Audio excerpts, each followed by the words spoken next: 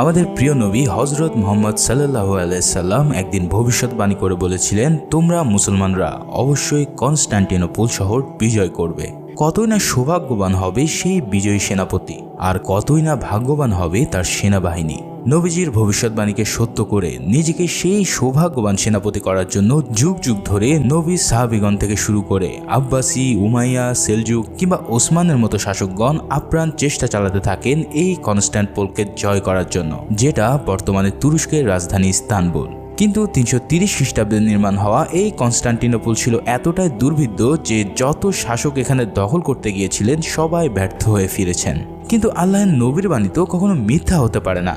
তাই তো 1453 খ্রিস্টাব্দে মাত্র 24 বছর বয়সের এক সুলতান জয় করে ফেলেন 1100 বছর ধরে চলা দুর্ভেদ্য কনস্টান্টিনোপলকে। সেই মহা সৌভাগ্যবান সুলতান হলেন ওসমানীয় সাম্রাজ্যের সপ্তম সুলতান দ্বিতীয় মোহাম্মদ বা মোহাম্মদ আল ফাতিহ। কিন্তু এই অসাধ্য সাধনের জন্য সুলতান মোহাম্মদ আল ফাতিহকে কি পরিমাণ ত্যাগ ও বীরত্বের পরীক্ষা দিতে হয়েছিল সেটাই জানাতে চলেছি আজকের ব্যাটেল অফ এম্পায়ার 1453 মুভির এক্সপ্লেনেশনে। অনুরোধ থাকবে এক্সপ্লেনটি শেষ পর্যন্ত দেখার, আর ভালো লাগলে একটি লাইক করে দেওয়ার। আশা করি আমরা সবাই মিলে 20,000 লাইক সম্পূর্ণ করে দিতে পারবো ইনশাল্লাহ। তো চলো এবার শুরু করি আমাদের মুভির এক্সপ্লেনেশন। সুলতান মোহাম্মদ ছিলেন অটোমান এম্পায়ার বা ওসমানী সাম্রাজ্যের সপ্তম সুলতান।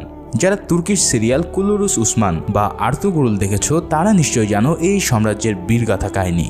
1200 সালের শেষের দিকে আর্তাগুরুল প্রথমে এই অটোমান সাম্রাজ্যের সূচনা করেন। তবে তিনি সূচনা করলেও 1999 সালে সেই সাম্রাজ্যকে প্রতিষ্ঠিত করেন তার সুযোগ্য পুত্র ওসমান গাজী, যাকে আমরা সবাই ওসমান বে নামে চিনি। মূলত তিনি এই পুরো সাম্রাজ্যকে নিজ হাতে এমনভাবে তৈরি করেছিলেন যে তারপর থেকে যারা এই সাম্রাজ্যের সুলতান হয়েছেন তারা দিনের পর দিন অটোমান এম্পায়ারকে নিয়ে গেছেন এক অনন্য উচ্চতায়। এভাবেই ওসমানের মৃত্যুর পর তার ছেলে ওরহান সিংহাসনে বসেন এবং তারপরে পর্যায়ক্রমে বাইজিদ, মুরাদ ও মোহাম্মদ সিংহাসনে অধিষ্ঠিত হন। তাদের সবারই প্রধান লক্ষ্য ছিল বাইজেন্টাইন রাজধানী কনস্টান্টিনোপলকে জয় করার। এভাবে 1432 খ্রিস্টাব্দে 30 মার্চ সুলতান দ্বিতীয় মুরাদের ঘর আলো করে আসেন মোহাম্মদ আল ফাতিহ। মুরাদ তার ছেলের নাম নিজের প্রিয় নবী হযরত মুহাম্মদ সাল্লাল্লাহু আলাইহি সাল্লামের সাথে মিল রেখে রাখেন মুহাম্মদ। কিন্তু তিনি যে হবেন রাসূল সাল্লাল্লাহু আলাইহি সাল্লামের হাদিসের সেই সৌভাগ্য সুলতান সেটা হয়তো কেউই জানতো না। তবে প্রকৃতি কিন্তু ঠিকই সুলতান মোহাম্মদ ফাতির জন্মের সময় অদ্ভুত কিছু নিদর্শন দেখিয়েছিল। সেই বছরে অটোমান সাম্রাজ্যের মাটি এতটাই বেশি উর্বর হয়ে গিয়েছিল যে আগের বছরের তুলনায় 4 গুণ ফসল উৎপাদিত হয়েছিল। ঘরে ঘরে ঘোড়ারাও যমজ বাচ্চা দিয়েছিল। যাই হোক, ছোটবেলা থেকেই মোহাম্মদ আল ফাতিহ ছিলেন খুবই বুদ্ধিমান ও প্রখর শক্তির অধিকারী। তিনি পড়ালেখাতে যেমন দক্ষ ছিলেন ঠিক তেমনি অস্ত্র চালানোতে তার জুড়ি ছিল অকল্পনীয়। এসব দেখে সুলতান মুরাদ মাত্র 12 বছর বয়সেই মোহাম্মদকে সিংহাসনে বসিয়ে নিজে চলে যান জনচক্ষুর আড়ালে আল্লাহর ইবাদতের জন্য। সিংহাসনে বসার পরে সুলতান হাঙ্গেরির বিরুদ্ধে যুদ্ধ পরিচালনা করতে থাকেন। তখন বয়স কম হওয়ার কারণে সুলতান মুরাদের উজির হালিল পাশা তাকে আবার অনুরোধ করেন সিংহাসনে বসে এই যুদ্ধর নেতৃত্ব দেওয়ার জন্য। উজিরের কথায় রাজি হয়ে সুলতান দ্বিতীয় মুরাদ আবারও নিজের আসনে বসেন এবং সেই যুদ্ধে জয়লাভ করেন। এভাবেই 1451 সালে একদিন মোহাম্মদ ফাতিহ যখন অস্ত্র চালানোর পরীক্ষা দিচ্ছিলেন ঠিক তখনই তার কাছে খবর আসে যে সুলতান মুরাদ ইন্তেকাল করেছেন। এই সংবাদে মোহাম্মদ ছুটে যান তার বাবার কাছে আর সেখানে গিয়ে প্রতিজ্ঞা করে বলেন, বাবা, আমি আপনার সব অসমাপ্ত কাজ সমাপ্ত করার জন্য আপনাকে কথা দিলাম। আমি কনস্টান্টিনোপলকে আল্লাহের পথে জয় করেই ছাড়ব ইনশাল্লাহ। এরপর মোহাম্মদ ফাতিহ আবারও ওসমানীয় সাম্রাজ্যে সুলতান হিসেবে আসন গ্রহণ করেন। রাজ্য অভিষেকের দিন হালিল পাশা সুলতানের কাছে কয়েক বছর আগে তার কাছ থেকে সিংহাসন কেড়ে নেওয়ার জন্য ক্ষমা চান, আর ব্যাখ্যা কারণ কেন সেই সময়টাতে এই কাজটি জরুরি ছিল। সুলতান মোহাম্মদও তার কথা বুঝতে পেরে তাকে উজিরে আজম পদেই বহাল রাখেন। এর সাথে সাথে সুলতান দরবারের বাকি সদস্যদেরকেও নতুন দায়িত্ব বুঝিয়ে দেন। সুলতান মোহাম্মদ তার দরবারের সবচেয়ে কাছের মানুষ জাহানুজ এবং সারোজকে উজির পদে প্রতিষ্ঠিত করেন। এদিকে সুলতান মাহমুদের নতুন সিংহাসনের বসার খবর কনস্টান্টিন সহ পার্শ্ববর্তী সব রাজ্যগুলোতে পৌঁছে যায়। কনস্টান্টিনোপলের রাজার সিংহাসনে তখন রোমান সম্রাট 10ম কনস্টান্টিন এর অধীনে ছিল। মোহাম্মদের সিংহাসনে বসার খবর শুনতে পেয়ে কনস্টান্টিনের দরবারের অন্যতম গুরুত্বপূর্ণ সদস্য গ্রাউন্ড ডিউক নার্তাস খুবই চিন্তিত ছিলেন। কিন্তু দরবারের বাকি সদস্যরা মুহাম্মদকে অতটা গুরুত্ব দিত না, কারণ মুহাম্মদের উপরে সিংহাসন থেকে বেদখল হওয়ার একটি কলঙ্ক লেগে আছে। এর জন্য মুহাম্মদের নিজের রাজ্যের লোকদেরও তার উপরে সন্দেহ ছিল যে তিনি আদৌ এই সাম্রাজ্যকে সামলাতে পারবেন কিনা। কনস্টান্টিনো মুহাম্মদের সাথে কৌশলে বন্ধুত্ব বজায় রাখার ছলে মুহাম্মদের রেপুটেশন খারাপ করার জন্য এক কৌশলের অবলম্বন করেন। কনস্টান্টিনোপলে অটোমান সাম্রাজ্যের আরেক শাহজাদা ওরহান অনেকদিন ধরে বন্দী আছেন। ওরহান ছিল মুহাম্মদের চাচাতো ভাই, যে অনেকদিন আগে যুদ্ধ করতে গিয়ে বন্দী হয়েছিলেন। ওরহানকে মেরে না ফেলার জন্য এবং তার ভরণ পোষণের জন্য অটোমানরা প্রতি মাসে বাইজেন্টাইন সাম্রাজ্যকে মুদ্রা পাঠায়। এবার বাইজেন্টাইন সম্রাট কৌশলে সেই খাজনার পরিমাণ আরও বাড়িয়ে দেওয়ার চিন্তা করেন। কনস্টান্টিনোপল ছাড়াও হাঙ্গেরি সহ বাকি রাজ্যগুলো আবারও ষড়যন্ত্রের পথ খুঁজতে থাকে, যাতে নতুন সম্রাটকে ঝামেলায় ফেলে অটোমানদের নাজেহাল করা যায়। কনস্টান্টিন তার দূতদেরকে দিয়ে সুলতান মুহাম্মদ দরবারে চিঠি লিখে তাকে রাজ্য অভিষেকের জন্য অভিনন্দন জানান। এর পাশাপাশি তিনি সুলতান মুরাদের জন্য দুঃখ প্রকাশ করে লেখেন মুহাম্মদের সাথেও তিনি বন্ধুত্ব বজায় রাখতে চান। চিঠিতে তিনি ওরহানের জন্য খাজনার পরিমাণ বাড়ানোর কথাও লিখে পাঠান। যদিও সুলতান মুহাম্মদের মনে খুব ইচ্ছা ছিল কনস্টান্টিনোপল দখল করার, কিন্তু তবুও তিনি কনস্টান্টিনের এই শর্তগুলো মেনে নেন, কারণ সুলতান মুহাম্মদ কখনো গায়ে পড়ে ঝামেলা করার লোক ছিলেন না। তিনি সবসময় শান্তি বজায় রাখতে চাইতেন।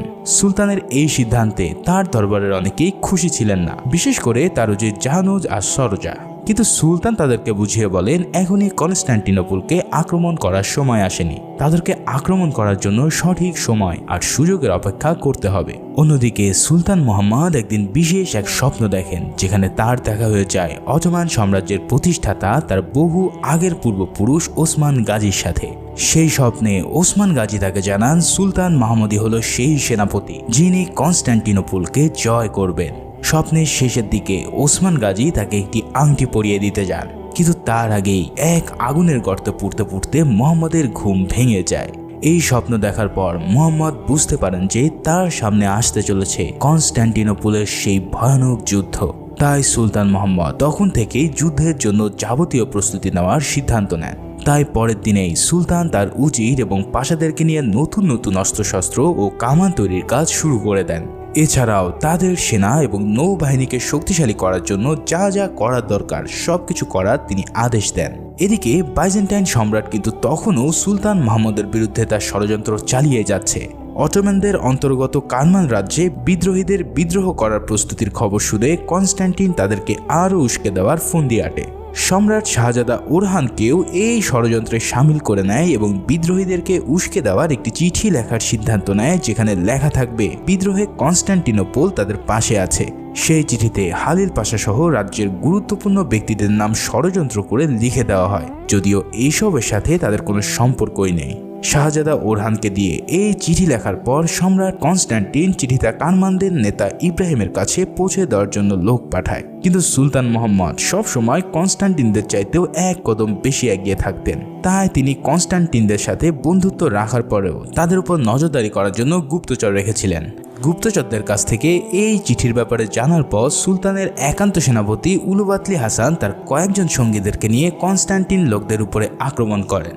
নিখুঁত তলোয়ারবাজির মাধ্যমে তারা প্রায় সব সৈনিককেই সাফ করে দেয়। এরপর বাকি থাকা এক সৈন্যের গলা বরাবর বর্ষা ছুঁড়ে তাকেও তারা উপরে পাঠিয়ে দেন। উলুবাতলি হাসান নিহত সৈনিকদের কাছ থেকে বিদ্রোহে উস্কে দেওয়ার জন্য পাঠানো সেই চিঠিটি তারা উদ্ধার করেন। এরপর ঘোড়ায় চড়ে সেনাপতি হাসান সেই চিঠিটা সরাসরি সুলতান মুহাম্মদকে দেন। সুলতান মুহাম্মদ তখন তার কিছু সেনা নিয়ে এক বনের ধারে শিকারে ব্যস্ত ছিলেন। এই চিঠিটা হাতে পাওয়ার পর চিঠির ভিতরে লেখা দেখে সুলতানের মনে আগুন জ্বলতে থাকে, কিন্তু তবুও তিনি সেটা তখনই প্রকাশ করেন না। সুলতান মুহাম্মদ দরবারে ফেরার পর দরবারের সদস্যের মাঝে কারামান বিদ্রোহীদের নিয়ে ঝগড়া লেগে যায়। উজির জাহানুজের মতো এই বিদ্রোহীদের সাথে যুদ্ধ করে তাদের একদম শেষ করে দেওয়া উচিত, কিন্তু উজিরে আজম হালিল পাশা আবার এদের সাথে সমঝোতা করার পক্ষে। এদিকে বিদ্রোহীদের নেতা অলি ইব্রাহিমকে সুলতানের দরবারে হাজির করা হয়। সুলতান সবাইকে বেরিয়ে যেতে বলে অলি ইব্রাহিমের সাথে একান্তে কথা বলেন। সুলতানকে দেখে ইব্রাহিম ভয়ে কাবু হয়ে যায়, আর সে কসম কাটে মৃত্যুর আগ পর্যন্ত সে সুলতানের সাথে কোনো ঝামেলায় জড়াবে না। সুলতানও তাকে তখনকার মতো মাফ করে দিয়ে বলেন যদি সে এই কসম ভঙ্গ করে তাহলে তার মৃত্যু সুলতানের হাতেই হবে। ইব্রাহিম বেরিয়ে যাওয়ার পর সুলতান তার দরবারের সদস্যদেরকে আবারও ডেকে নেন।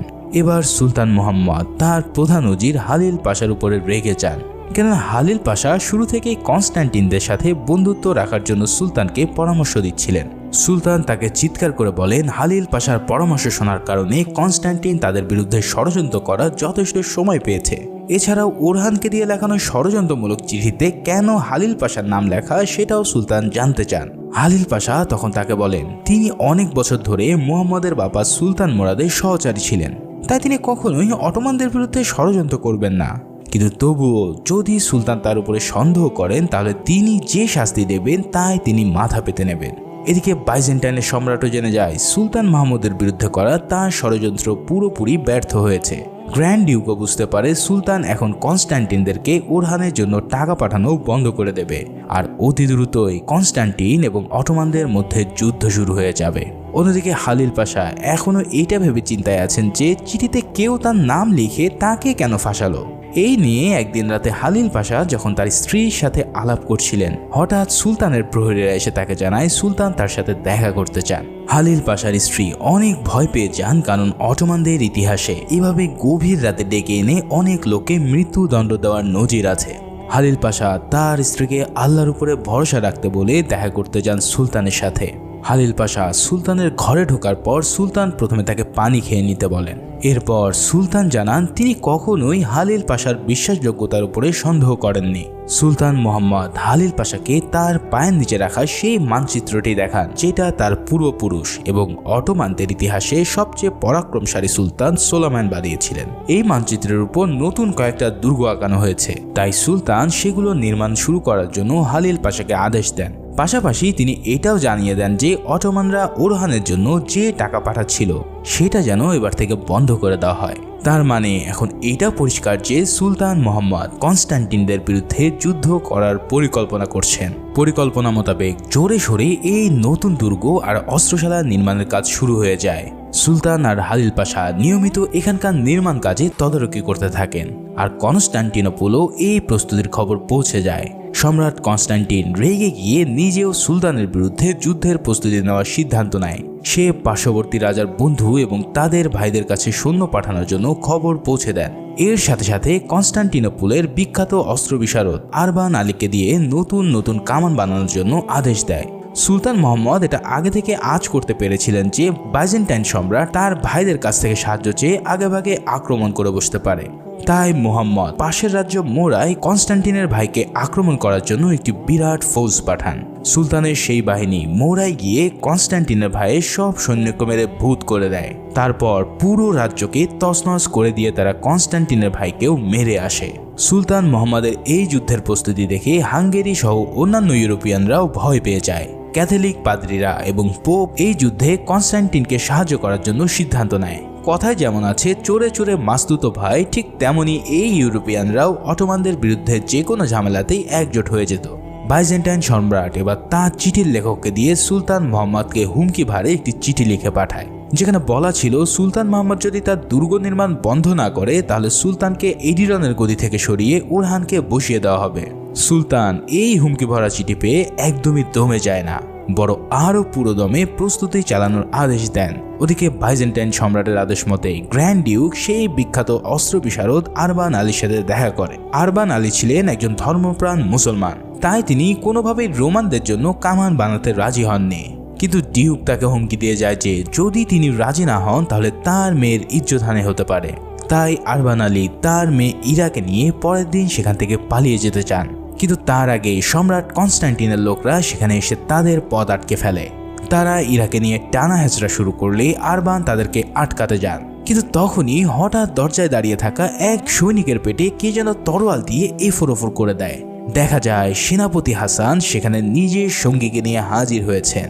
বাইজেন্টাইন সৈন্যদের সাথে তখন হাসানের তরোয়াল যুদ্ধ শুরু হয়ে যায়। তীব্র এক তরোয়াল যুদ্ধের পর হাসান সবাইকে কুপঘাত করে আরবান আলী ও তার মেয়ে ইরাকে সুরক্ষিত করেন। ইরা আর তার বাবা উদ্ধার হওয়ার পর ইরা হাসানকে জানায় সেও তার বাবার মতো একজন অস্ত্রবিদ্যায় দক্ষ, তাই সেও চায় তুর্কির এই অস্ত্র কারখানায় কাজ করতে। হাসান যখন তাকে বলে এই কারখানায় মেয়েরা কখনো কাজ করতে পারবে না, তখন ইরা হাসানকে বলে কিভাবে বাইজেন্টাইনরা একদিন তার গ্রাম আক্রমণ করে পুরো জ্বালিয়ে দিয়েছিল। তারা সেখানে সবাইকে মেরে ফেলে মেয়েদেরকে দাসী হিসেবে বেচে দিয়েছিল। আরবান আলী ইরাকে সেখান থেকে উদ্ধার করে নিজের মেয়ের মতন বড় করে তোলেন। তাই এখন ইরাও তুর্কিদের জন্য সাহায্য করে বাইজেন্টাইনদের উপরে প্রতিশোধ নিতে চায়। ওদিকে বাইজেন্টাইন সম্রাট যখন জানতে পারে আরবান আলী তাদের হাত থেকে ছিটকে গেছে, তখন সে প্রচন্ড রেগে যায়। আরও জানায় যে অটোমান মোড়ায় আক্রমণ করে তার ভাইকে মেরে ফেলেছে। সম্রাট কনস্টান্টিন এই কথা শুনে প্রচন্ড হতাশ হয়ে পড়ে। সে যখন দেখতে পায় তার কাছে ক্যাথলিক আর পোপের সাহায্য চাওয়া ছাড়া আর কোনো উপায় নেই, তখন সে সেটাই করার সিদ্ধান্ত নেয়। কিন্তু গ্র্যান্ড ডিউক এর বিরোধিতা করে, কারণ ক্যাথলিকদের স্বভাব হলো সাহায্য করার পর রাজ্যটা নিজেরাই দখল করে নেয়। কনস্টান্টিনের জনগণও এই খবর পেয়ে আন্দোলন শুরু করে, কারণ তারাও কোনোভাবে কনস্টান্টিনে ক্যাথলিকদেরকে ঢুকতে দিতে চায় না। যখন কনস্টান্টিনে এই গোলমাল চলছিল তখন উস্তাদ আরবান ততক্ষণে এডিনে পৌঁছে গেছেন। সুলতান মোহাম্মদ তার সাথে দেখা করে তাকে নিজের রাজ্যে আমন্ত্রণ জানিয়ে তোপ বানানোর কাজ শুরু করতে বলেন। নির্দিষ্ট দিনে আল্লাহর কাছে দোয়া প্রার্থনা করার পর কারখানায় তোপ বানানোর কাজ শুরু হয়। ওস্তাদ আরবানের পাশাপাশি ইরাও ছদ্মবেশে কারখানায় কাজ করতে থাকে। এই কাজ করার জন্য সে নিজের সুন্দর লম্বা চুলগুলো পর্যন্ত কেটে ফেলেছিল। সুলতান মোহাম্মদের কারখানায় যখন যুদ্ধের অস্ত্রশস্ত্র তৈরির কাজ পুরো দমে চলছিল, তখন ইউরোপিয়ানরা ব্যস্ত ছিল সৈন্য জোগাড় করার কাজে। এর মধ্যে আবারও অটোম্যানরা নদী পথে অস্ট্রিয়ার এক জাহাজকে ডুবিয়ে দেওয়ার কারণে অস্ট্রিয়ার ডিওকো কনস্টান্টিনকে সাহায্য করার জন্য সৈনিক পাঠানোর সিদ্ধান্ত নেয়। ভ্যাটিকানের পোপো তার পক্ষ থেকে কনস্টান্টিনকে দূত পাঠিয়ে বলে যে যদি কনস্টান্টিন তার রাজ্যে ক্যাথলিকদের জায়গা করে দেয় তাহলে পোপো তাদের জন্য সেনাবাহিনী পাঠাতে প্রস্তুত। ফলে গ্র্যান্ড ডিউকের বিরোধিতার পরেও কনস্টান্টিন তার রাজ্যে ক্যাথলিক ধর্ম প্রচারের অনুমতি দেবে বলে কথা দেয়। কিন্তু এর বিরুদ্ধে আবারও কনস্টান্টিনোপলের অর্থোডক্স খ্রিস্টানরা প্রতিবাদ শুরু করলে কনস্টান্টিন তাদের সৈন্য পাঠিয়ে দমন করে। এদিকে সুলতান মোহাম্মদের কাছে হালিল পাশা এই সব খবর দেওয়ার পর তাকে অনুরোধ করে আরও একবার এই যুদ্ধে জড়ানোর আগে ভেবে দেখার জন্য। কিন্তু সুলতান তার নিজের সিদ্ধান্তে অটল থাকেন আর কারখানায় তোপ নির্মাণের কাজ দ্রুত শেষ করার নির্দেশ দেন। এদিকে দেখা যায় হাসান আলীরা এই কয়েকদিনের পরিচয়ে একে অপরকে ভালোবেসে ফেলেছে। তাই কামান বানানোর কারখানায় সারাক্ষণ হাসান ইরার পাহারায় লেগে থাকতো তাকে যে কোনো ধরনের বিপদ আপদ থেকে রক্ষা করার জন্য। কামান বানানোর একদম শেষের দিকে একদিন হঠাৎ ডিউকের পাঠানো এক গুপ্তচরের ছুরি দিয়ে ওস্তাদ আরবান আলীকে মারতে যায়। কিন্তু সময় মতো হাসান তাকে দেখতে পেয়ে দ্রুত এসে ছুরির এক আঘাতেই তার গলা কেটে ফেলে। এই ঘটনার পর তারা তাদের তোপ বানানোর কাজ আরও দ্রুত গতিতে বাড়িয়ে দেয় এবং অবশেষে সুলতানের আদেশ মোতাবেক সমস্ত কামান এবং জাহাজ পুরোপুরি তৈরি হয়ে যায়। কামান আর অন্যান্য যুদ্ধের সরঞ্জাম পুরো প্রস্তুত হওয়ার পর সুলতান মোহাম্মদ নিজেও রাজকীয় এক যুদ্ধ সাজে অভিযানের নেতৃত্ব দেওয়ার জন্য তৈরি হতে থাকেন। রওনা দেওয়ার সময় তিনি তার ছোট শাহজাদা বাজিদকে বুকে জড়িয়ে ধরেন। এরপর স্ত্রী গুলবাহারের কাছ থেকেও বিদায় নিয়ে তিনি ধীরে ধীরে রওনা দেন যুদ্ধের অভিযানে যাওয়ার জন্য। এদিকে বাইজেন্টাইন সম্রাট তার সমস্ত দেশবাসীকে জানিয়ে দেয় তুর্কি তাদের উপরে হামলা করতে চলেছে। সমস্ত বাইজেন্টাইন সৈন্যরা একত্রিত হয়ে শুরু করে কনস্টান্টিনোপলকে রক্ষা করার জন্য। দুই পক্ষের দুই সম্রাটই তাদের সব কমান্ডার আর পাশাদেরকে যুদ্ধে নিজ নিজ দায়িত্ব বুঝিয়ে দেন।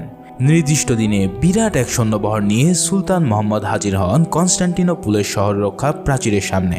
যুদ্ধ শুরু হওয়ার আগে কনস্টান্টিন এসে তাকে যুদ্ধক্ষেত্র থেকে চলে যেতে বলে, অন্যথায় প্রচুর রক্তপাত হবে বলে সে হুঁশিয়ারি দেয়। কিন্তু সুলতান মোহাম্মদ তাকে সাফ জানিয়ে দেন যে যতদিন নিজের বাবার অধরা কাজ সে পূরণ করতে না পারবে ততদিন তিনি এখান থেকে পিছু হটবেন না। তিনি আরো বলেন, তুমি চাইলেও আত্মসমর্পণ করতে পারো, তাতে বিনা রক্তপাতেই ঝামেলা শেষ হবে। কিন্তু দুই সম্রাটের মধ্যেই সন্ধি স্থাপন করার কোনো ইচ্ছা না থাকার কারণে শুরু হয়ে যায় সেই মহাযুদ্ধ। বিরাট বিরাট দামামা বাজিয়ে যুদ্ধ শুরুর পর সুলতানের পক্ষ থেকে কামান দিয়ে প্রথমে আক্রমণ করা হয়। বাইজেন্টাইনের প্রিন্স গুস্তিনিয়ানের অধীনে থাকা তীরন্দাজ বাহিনী সদর দরজার মুখ রক্ষা করার জন্য অবস্থান নিয়েছিল। সুলতানের তীরন্দাজরা সেদিকে তীরের বৃষ্টি চালালে তারা সবাই ঢাল নিয়ে বসে পড়ে, কিন্তু তারপরেও তীরের আঘাতে কনস্টান্টিনের বেশ কিছু সৈন্য প্রাণ হারায়। এবার সুলতান মোহাম্মদ তার সেই বিশেষ কামান ব্যবহারের জন্য আদেশ দেন। এই কামান ছিল সেই সময়কার সবচেয়ে ভয়ানক কামান, যা নিমিষেই কনস্টান্টিনদের দেওয়াল চুরমার করতে থাকে। এই কামান যে এতটাই খতরনাক হবে তা যেন কনস্টান্টিনোপলের সৈন্যরা কখনো স্বপ্নেও ভাবেনি। সেই কামান চালানোর কারণে কনস্টান্টিনোপলের দরজায় এক অংশ ব্যাপকভাবে ক্ষতি হয়। সেটা দেখে সুলতান মোহাম্মদের সৈনিকরা উত্তেজিত হয়ে দ্রুত সেদিকে আর প্রাচীরের সদর দরজার দিকে দৌড়ে যায়। কিন্তু এই সুযোগে গুস্তানিয়ানের তীরন্দাজ বাহিনী হঠাৎ সুলতানের সেনাদের উপরে প্রচন্ড এক তীরের বৃষ্টি নিক্ষেপ করে। এই তীরের আঘাতে সুলতানের প্রচুর সৈন্য আর ঘোড়া সেখানেই মারা যায়। কিন্তু তারপরেও বাকিরা দরজার সামনে গিয়ে বিরাট এক কাঠ দিয়ে সদর দরজা ভাঙার চেষ্টা করে, আর কিছু সৈন্য দেওয়াল বেয়ে উপরে ওঠার চেষ্টা করতে থাকে। সেইখানে তাদের সাথে প্রাচীরের প্রহরীদের ব্যাপক যুদ্ধ লেগে যায়। তরোয়ালের আঘাতে তারা একে অপরকে ঘায়েল করতে থাকে, কিন্তু নিচ থেকে উপরে ওঠার সময় তরোয়ালের খোঁচা খেয়ে বেশি হতাহত হয় সুলতানেরই সৈন্যরা। দরজা ভাঙার চেষ্টা যারা করছিল তাদের উপর এবার কনস্ট্যান্টিনের সৈন্যরা কামান আর গোলার আগুন দিয়ে হামলা করে বসে। এর কারণে সুলতান মোহাম্মদের আরও বেশ কিছু সৈন্য মারা যায়। সেই সুযোগে কনস্ট্যান্টিনের সৈন্যরা তাদের প্রাচীর ভাঙা অংশটাও মেরামত করে ফেলে। সেদিন এভাবেই যুদ্ধ করতে করতে সন্ধ্যা হয়ে গেলে সেদিনকার মতো যুদ্ধ থেমে যায়। রাতে সুলতান তাদের প্রাসাদের কাছ থেকে জানতে পারে যে তাদের বহু সৈন্য মারা গেলেও তারা বাইজেন্টাইনদের দেওয়ালে তেমন কোনো ক্ষতি করতে পারেনি। এই কথা শোনার পর সুলতান তখন সৈনিকদের দেওয়ালের পাশে সুড়ঙ্গ খুঁড়ে দেওয়ালের ধস নামিয়ে দেওয়ার আদেশ দেন। সেই মোতাবেক সৈন্যরাও সেখানে গিয়ে সুড়ঙ্গ ঘুরতে থাকে, কিন্তু হঠাৎ সুড়ঙ্গের একদিকে ধস নামতে শুরু করলে তারা সেদিক থেকে পালাতে শুরু করে। তখন বাইজেন্টাইনরাও টের পেয়ে যায় যে অন্য পাশ থেকে সুড়ঙ্গ খোঁড়া হচ্ছে। টের পেয়ে তারা বিপরীত দিক থেকে সুড়ঙ্গের মুখে ঢুকতে থাকলে সুলতানের সৈন্যরা বুঝে গিয়ে সেখান থেকে পালিয়ে যায়। গুস্তানিয়ানি সেখানে এসে দেখতে পায় আশেপাশে বিরাট বিরাট তেলের ড্রাম রাখা আছে। ফলে সে ওই ড্রামগুলোতে আগুন লাগিয়ে দিয়ে পুরো সুড়ঙ্গটাকে একদম ধসিয়ে দেয়। সুড়ঙ্গ খোঁড়ার ব্যর্থ চেষ্টার পর সুলতান মোহাম্মদ হাসানকে তার বিশেষ তীরন্দাজদেরকে নিয়ে এবার জোরে সোরে হামলা করার নির্দেশ দেন। সুলতানের সৈনিকরা হাসাবের নেতৃত্বে এবার প্রাচীরের অনেক কাছে পৌঁছে যায়, কিন্তু গুস্তানিয়ানি তার বাহিনী নিয়ে নগর ওয়াচ টাওয়ার উপর থেকে তাদের উপরে তীর দিয়ে হামলা চালায়। এছাড়াও দেওয়ালের উপর থেকে তেল ঢেলে আগুন বাঁধা তীর মেরে সুলতানের বেশ কিছু সৈনিককে তারা পুড়িয়ে মারে। কিছু সৈনিক যদিও ভিতরে ঢুকতে পারে, কিন্তু তবুও তাদেরকে কনস্ট্যান্টিনরা শেষ করে দিতে থাকে। এদিকে প্রাচীরের একপাশে হাসান তখনও তীরন্দাজদেরকে নিয়ে হামলা করে যাচ্ছিল। গুস্তানিয়ানি হঠাৎ এক তীর নিয়ে এসে হাসানের দিকে নিক্ষেপ করলে সেটা হাসানের বুকে গিয়ে আঘাত করে, কিন্তু বর্ম পড়ে থাকার কারণে হাসান বেঁচে গেলেও সেদিনের মতন তার অনেক সৈনিক মারা গিয়ে তারা পিছু হটতে বাধ্য হয়। এই আক্রমণের পর 1 মাস পার হয়ে যায়, কিন্তু তখনও সুলতানের সৈনিকরা কনস্ট্যান্টিনোপলের কিছুই করতে পারেনি। উল্টো সুলতানদেরই অনেক ক্ষয়ক্ষতি হয়ে গেছে, আর ওদিকে কনস্ট্যান্টিনরা আনন্দে পার্টি করে বেড়াচ্ছে। এর উপর পোপের কাছ থেকে সৈনিকের সাহায্য পাওয়ার প্রতিশ্রুতিও তারা পেয়ে যায়। এদিকে সুলতান মোহাম্মদের শিবিরে এক পুরোই উল্টো অবস্থা।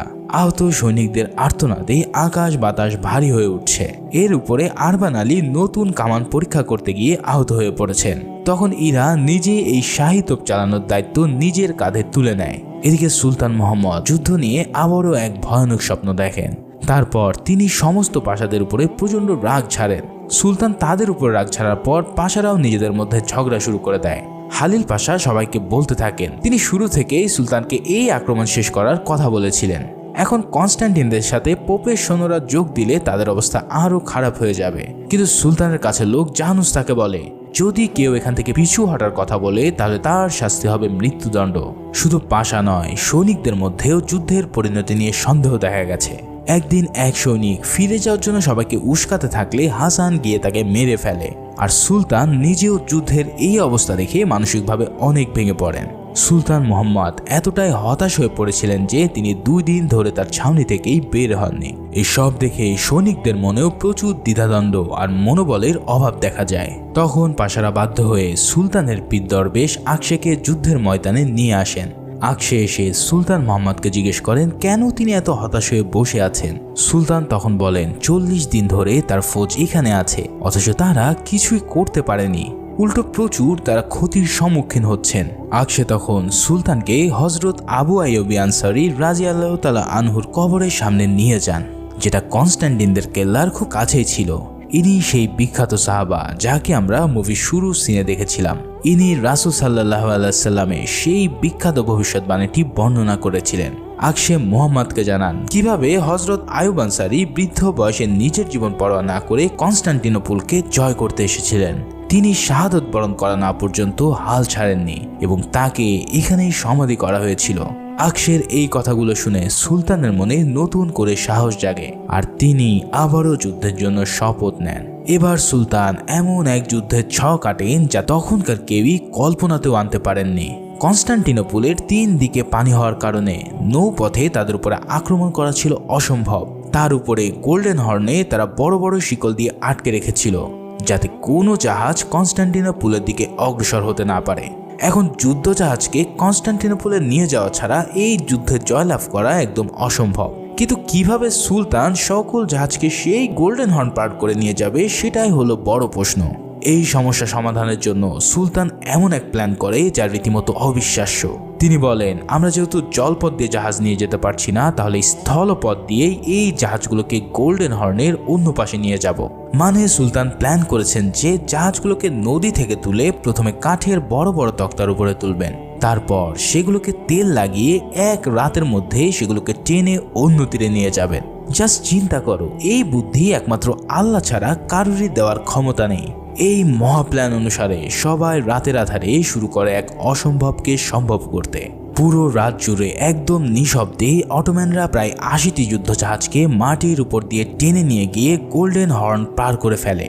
আর সকালে যখন সেগুলো সমুদ্র ভাসে, তখন এই দৃশ্য দেখে কনস্ট্যান্টিনরা নিজের চোখকে যেন বিশ্বাস করতে পারে না। এই একমাত্র যুদ্ধের কৌশল পুরো ইতিহাসকেই যেন ওলট পালট করে দেয়। কনস্টান্টিনের লোকজনরা এই জাহাজবহর দেখে তারা পালিয়ে যাওয়া শুরু করে। সবকিছু সেট হয়ে গেলে সুলতান তার সেনাবাহিনীকে উদ্দেশ্য করে এক দারুণ মোটিভেশনাল স্পিচ দেন। তার এই ভাষণ শুনে সৈনিকরা নতুন উদ্যমে যুদ্ধ করার জন্য তৈরি হয়। এরপর সুলতান তার বিরাট সৈন্যবাহিনী নিয়ে ফাইনাল যুদ্ধের ময়দানে উপস্থিত হন এবং নিজে ইমামতি করে সবাইকে নিয়ে সেদিন নামাজ আদায় করেন। নামাজ শেষ হলে সব সৈনিকরা আল্লাহু আকবার বলে ঝাঁপিয়ে পড়ে দুনিয়ার সবচেয়ে সৌভাগ্যবান যুদ্ধে নিজেকে বিলিয়ে দেওয়ার জন্য। এবার স্থলভাগ ও যুদ্ধজাহাজ থেকে একযোগে কামানের আঘাতে তাদের দুর্গ তাসের ঘরের মতো ভেঙে যেতে শুরু করে। সেই সুযোগে সুলতানের সৈনিকরা সেখানে ঢুকে পড়লে কনস্ট্যান্টিনদের সাথে তাদের এক মারাত্মক যুদ্ধ শুরু হয়ে যায়। বাদশাহের নতুন সাহস দেওয়ার পর তুর্কি সৈনিকদের মনে এখন সিংহের মতো সাহস।